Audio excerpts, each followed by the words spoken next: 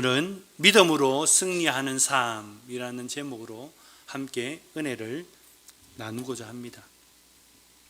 기독교의 신앙은 감사에서 시작한다 해도 과언이 아닙니다. 감사란 다름 아닌 창조와 구원에 나타난 하나님의 사랑과 은혜에 대한 기독교인들의 응답이기 때문입니다.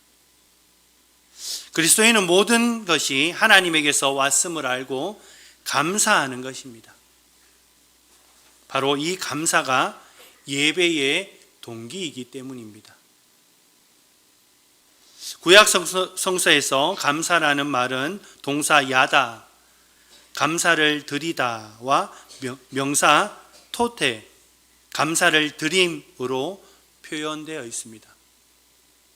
구약 성서에서 쓰이는 이 야다와 토대는 마음의 샘줄기라는 뜻을 가지고 있는데요.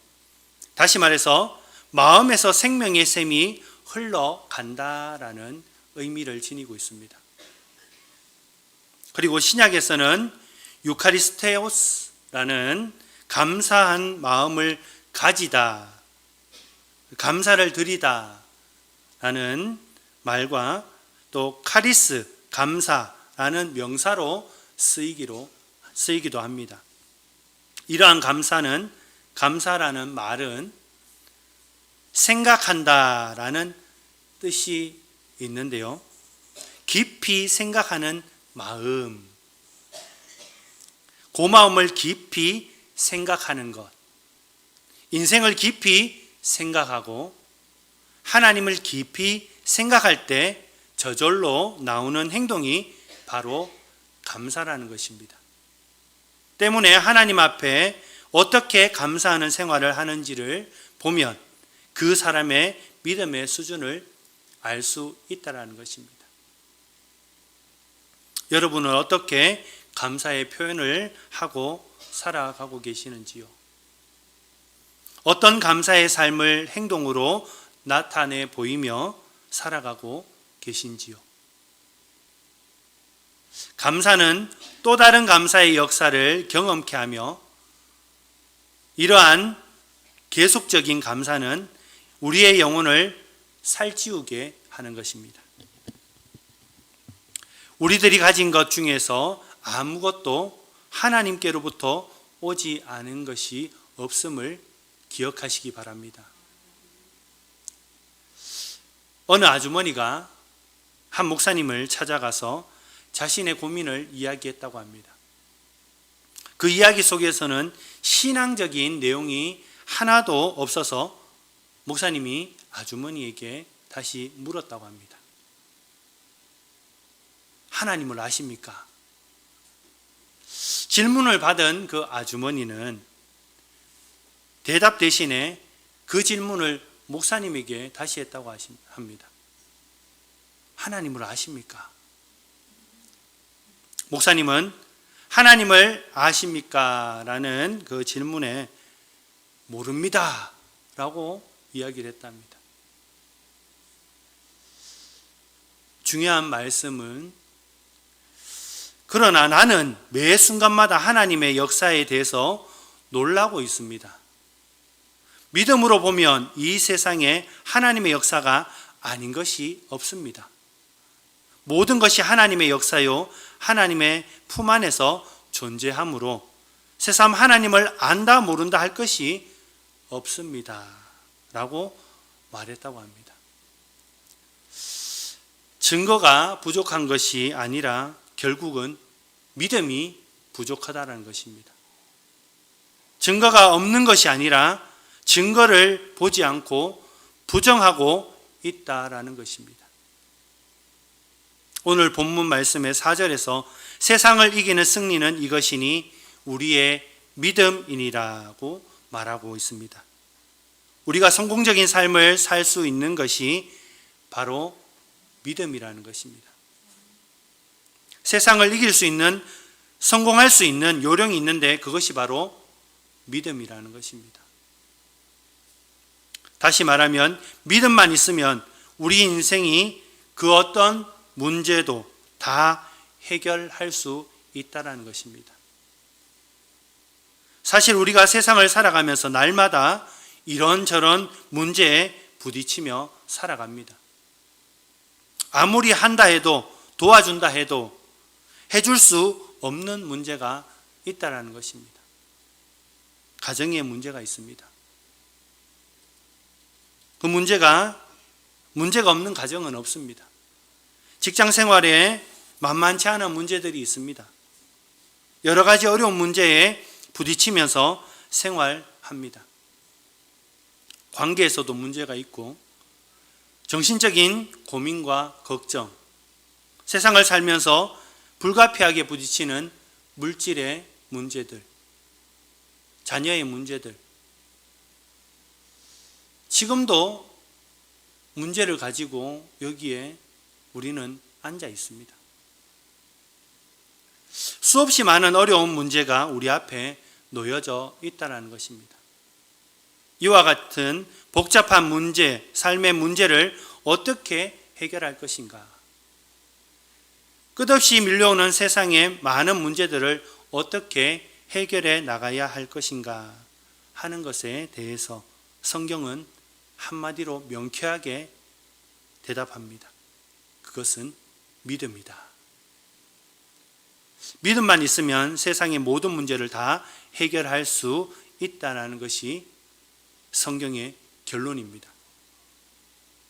사도행전 12장에 보면 베드로가 하나님의 도움으로 감옥에서 풀려 나올 때 교회는 그를 위해 간절히 기도하고 있었습니다. 그러나 베드로가 자유로운 몸으로 그들이 모인 곳에 찾아왔을 때 로데라는 여자아이가 그의 음성을 듣고 모인 사람들에게 베드로가 왔어요 라고 했지만 그들은 그 여자아이에게 네가 미쳤다 라고 이야기를 했습니다. 그는 천사다 라고 하며 믿지 않았습니다. 베드로가 들어오고 나서야 보고 놀랐습니다. 주님은 그들의 간구에 응답하셨는데도 기도한 그들은 자신은 그것을 기대하지 않고 있었던 것입니다. 우리는 기도하며 간구할 뿐만 아니라 그의 응답을 깨어 기다리는 믿음을 가져야 한다는 것입니다. 기도가 열쇠임에는 틀림없으나 믿음이 있어야 천국의 자물쇠를 열 수 있는 것입니다. 그렇다면 믿음을 갖는다는 것은 구체적으로 무엇을 말하고 있을까요? 인생의 맞서기와 같은 믿음이 과연 무엇인지 함께 나누어 보고자 합니다. 먼저는 믿음을 가진 사람은 우리가 겪게 되는 모든 문제를 신앙적으로 생각하고 신앙적으로 해석해야 한다는 것입니다.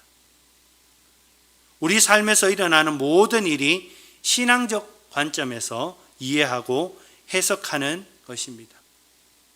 즉 하나님께서 우리의 삶에 일어나게 하시는 모든 문제의 뜻을 깨달으라고 하는 그런 마음으로 우리에게 주셨다는 것입니다. 우리의 삶 속에서 어떤 일이 잘 되면 잘 되는 대로, 안 되면 안 되는 대로, 성공하면 성공하는 대로, 실패하면 실패하는 대로, 개인적 문제나 가정의 문제나 직장에서의 문제나 인간관계 속에서의 문제나 모든 크고 작은 문제를 신앙적인 관점에서 하나님과의 관계에서 이해하고 하나님과의 관계에서 해석해야 한다는 것입니다. 이것이 믿음이 있는 성도들의 삶인 것입니다.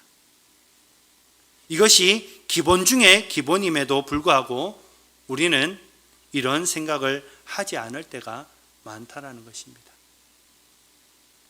세상에서 일어나는 모든 일을 그냥 지나치는 것이 아니라 거기에 하나님의 섭리가 있다는 것을 아는 것이 믿음입니다. 누가 나에게 한 작은 한마디라 할지라도 그냥 지나치는 것이 아니라 그 속에서 하나님의 뜻이 무엇인가 생각하고 고민하는 것입니다. 이런 의미에서 내가 과연 믿음이 있는 사람인가 아닌가를 스스로를 점검할 수 있기를 바랍니다. 무슨 일이 일어났을 때 세상적이고 인간적인 해석을 하는가 아니면 신앙적으로 해석하는가 하는 것입니다. 어떤 문제가 생기면 여기에 무슨 하나님의 뜻이 있을까를 생각하고 기도하는 사람은 믿음이 있는 사람인 것입니다. 믿음은 내 삶 속에서 일어나는 모든 일이 하나님이 하시는 일이고 이 일을 통해서 하나님이 하시려고 하는 일이 있다라는 것을 믿는 것입니다.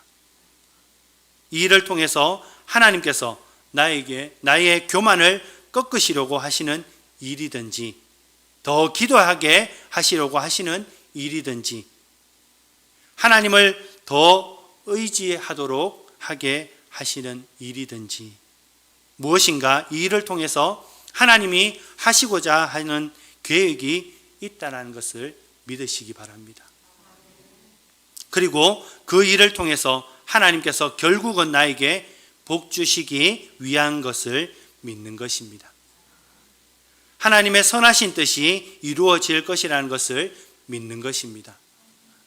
지금은 어렵고 힘들고 불행한 일이지만 이 속에 하나님의 뜻이 있고 나를 축복하시고자 하는 하나님의 선하신 뜻이 있다는 것을 믿음으로 받아들이고 나아가시기를 간절히 소망합니다. 이런 믿음 있는 사람은 무슨 일이든지 하나님께서 나에게 어떤 선하신 일을 계획하실까 하며 모든 일을 믿음으로 받아들입니다. 그리고 그 일을 통해 축복의 통로가 되게 하시기 위한 것임을 믿고 하나님이 하시는 일을 가만히 지켜보며 기다리는 사람일 것입니다. 세상을 살면서 당하는 모든 일들, 특별히 불행이나 실패나 어려움이 있을 때 걱정하고 근심하고 좌절하지 말고 하나님의 선하심을 믿고 기다려야 할 것입니다. 싱싱고향별곡이라는 프로그램이 있습니다. 혹시 아시는지요? 한기용 씨, 아재와 담비 양이 함께 진행하는 프로그램입니다. 대구 경북 지방에 이 싱싱고향별곡이라는 이 프로그램을 모르는 사람이 없답니다. 무한도전 아시죠? 그 무한도전을 시청률을 이긴 프로가 하나 있는데 이 프로그램이라고 합니다. 대구 경북 지방에서 무한도전을 이겼다고 합니다. 14년 동안 지금 계속 방영되고 있습니다.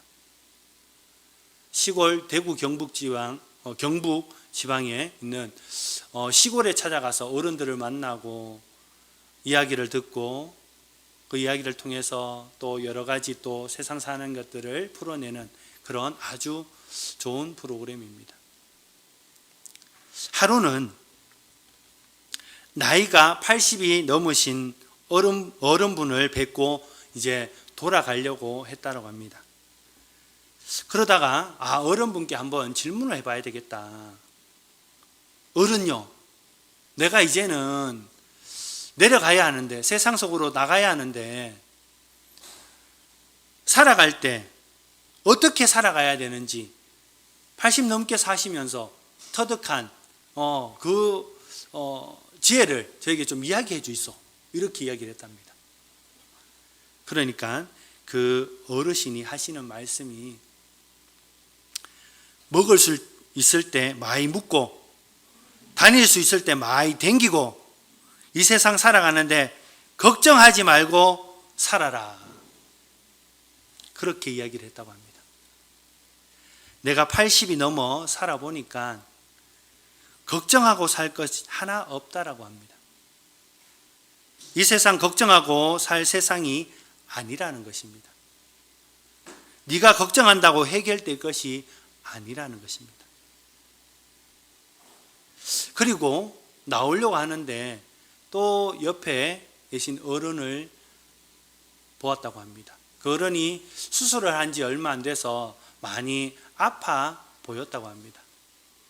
아이고 어른요, 많이 아파 보이는데 아이고 어떻게 지내시려고 하시는겨, 이렇게 이야기했다고 합니다. 그러니까 그 어르신분이 하시는 말씀이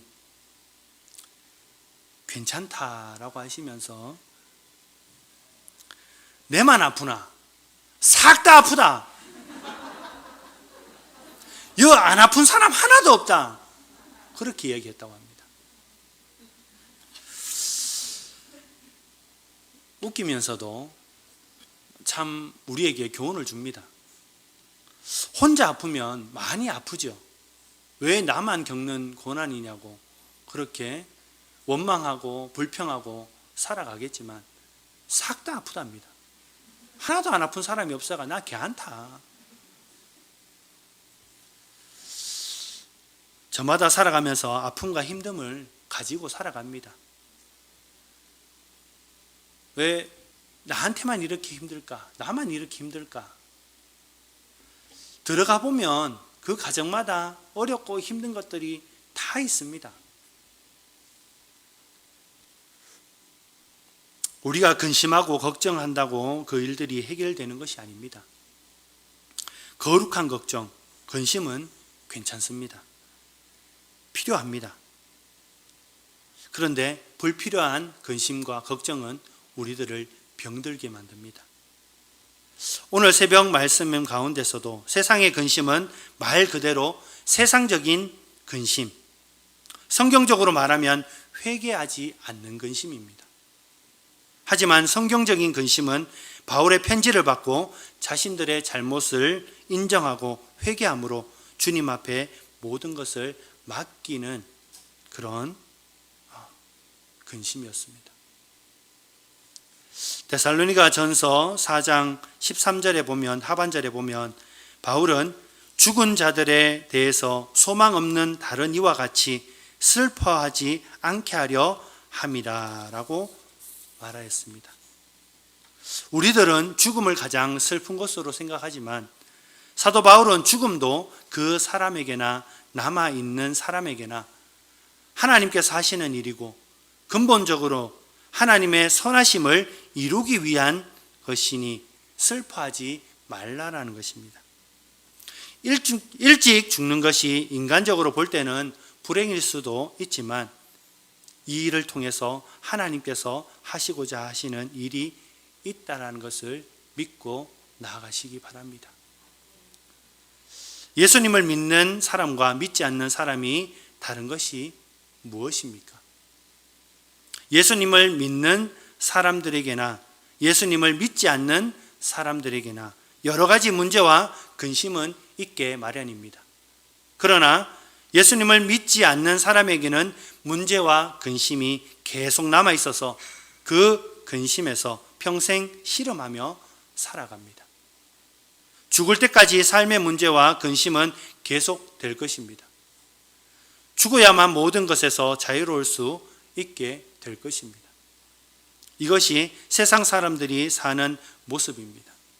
그러나 하나님의 뜻대로 하는 근심과 문제는 반전이 있습니다.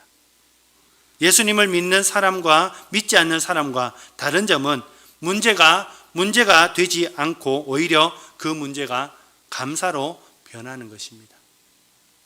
이것이 예수님을 믿는 사람과 믿지 않는 사람의 차이입니다. 똑같은 문제가 있지만 예수님을 믿지 않는 사람은 그 문제와 평생을 씨름하는 것이고 예수님을 믿는 사람은 믿음으로 그것이 문제가 되지 않게 하는 것입니다. 믿음으로 문제가 감사가 되게 만드는 것입니다. 믿음의 사람에게는 하나님의 섭리하심과 은혜가 있는 것입니다. 이 모든 일을 통해서 더 큰 축복을 주시려는 하나님의 선하신 계획이 있다라는 것을 알고 감사하게 되는 것입니다. 근심은 부담감입니다. 불평과 갈등을 불러옵니다. 하지만 하나님의 뜻대로 하는 근심은 하나님께서 어떻게 해결하시는지를 지켜보는 것이 믿음을 가진 사람들의 삶의 모습일 것입니다. 믿음을 가지고 사는 사람들의 삶의 구체적인 표현은 교회 안에서의 신앙생활로 나타납니다. 교회에서의 신앙생활이 기쁘고 즐겁고 세상의 그 무엇보다도 보람되는 것이 믿음 있는 사람의 신앙생활의 구체적인 표현인 것입니다. 우리가 흔히 가정이 편해야 모든 일이 잘 되고 순조롭다라고 이야기를 합니다.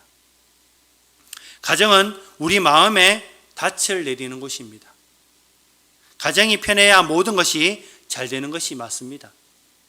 마찬가지로 여러분들의 교회에서 신앙생활이 기쁘고 즐겁고 편해야 여러분들의 신앙생활에 있어서 그 삶이 즐겁고 행복하다는 것입니다.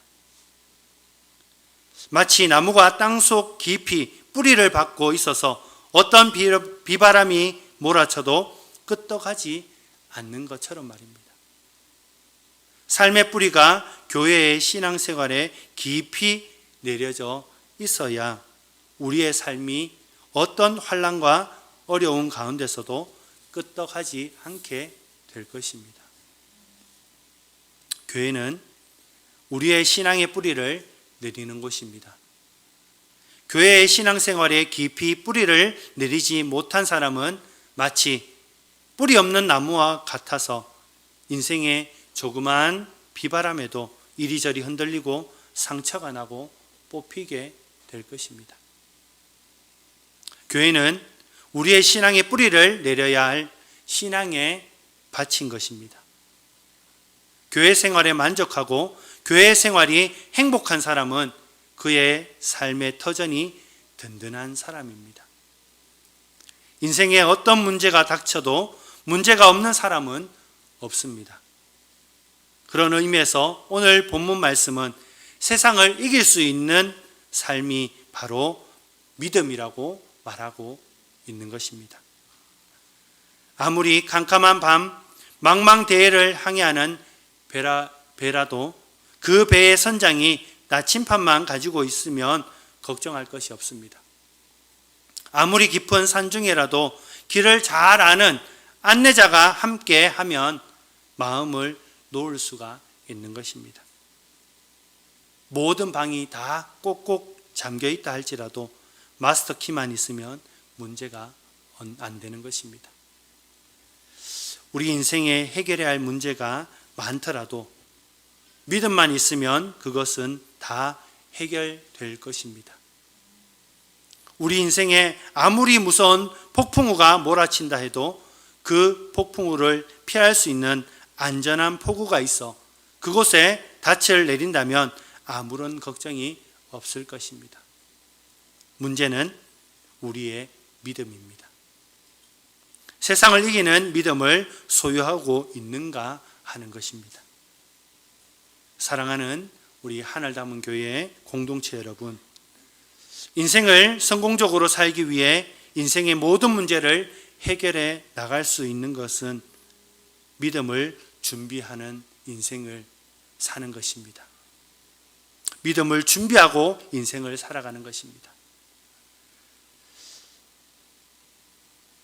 여러분의 날마다의 삶에서 닥치는 문제를 하나님과의 관계에서 해석하고 하나님께서 선하게 해결해 주실 것을 확실하게 믿고 하나님께서 하시는 일을 기다리고 지켜보시기를 원합니다.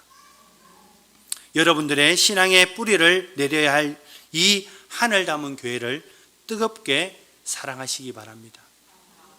우리 교회라는 안전한 포구에 닻을 내리고 피해 있을 때 모든 환난과 어려움을 다 이길 수 있는 이 교회를 통해서 우리가 상처와 그 모든 아픔들을 해결해 나갈 수 있기를 간절히 소망합니다.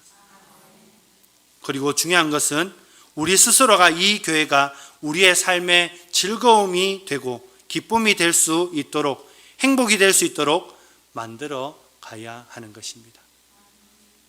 이 교회에서의 우리의 신앙이 참으로 기쁨과 보람이 있는 행복한 신앙생활이 될 수 있기를 바랍니다.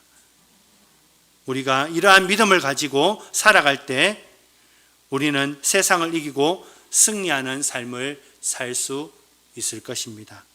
이와 같은 깨달음이 저와 여러분 가운데 함께 하시기를 주의 이름으로 간절히 소망합니다.